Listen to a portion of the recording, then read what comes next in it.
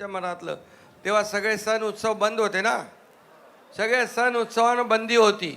मला वाटतं पहिलाच उत्सव गोविंदाचा आला आणि आम्ही सगळे निर्बंध उठवून टाकले. सगळे सण जोरात साजरे होऊ लागले. शेवटी हे गोविंदा काही एका दिवसाचा खेळ नाही आहे. हा याला वर्षभर सराव करावा लागतो. आमच्या काळात 5 थर म्हणजे शेवट. आता 10-10 थर लावायला लागले लोक. आज एवढी प्रॅक्टिस करतायत, सराव करतायत आणि टॅक्टिस आणि प्रॅक्टिस या दोन्ही गोष्टी आज आपण पाहतोय. आणि म्हणून आज आपला हा गोविंदा फक्त महाराष्ट्रात नाही, देशात नाही, तर 7 समुद्र पलीकडे गेला. आपले गोविंदा स्पेनला जायला लागले. हे आपल्यासाठी मोठी अचीवमेंट आहे. प्रो गोविंदा आपण सुरू केला. आज साहसी खेळात गोविंदाचा आपण समावेश केला. गोविंदाला कधी सुट्टी होती का?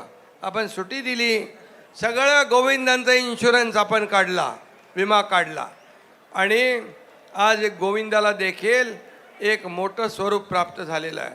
म्हणून या लोकांच्या पाठीशी उभं राहण्याचं काम सरकार पूर्णपणे करतंय.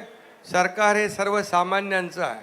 मगाशी तुम्ही लेक लाडकी, आपली माझी लाडकी बहीण योजना, या ठिकाणी लाडक्या बहिणींसाठी खास सन्मान हंडी आहे आणि त्या हंडी नक्की फोडतील. आमच्या लाडक्या बहिणी हुशार आहेत. आता मगाशी एक फोडली हंडी. आणि म्हणून जसं आम्ही सरकारने विविध योजना दिल्या, लाडकी बहीण दिली, तसं सुरक्षित बहीण पण आम्ही देणार.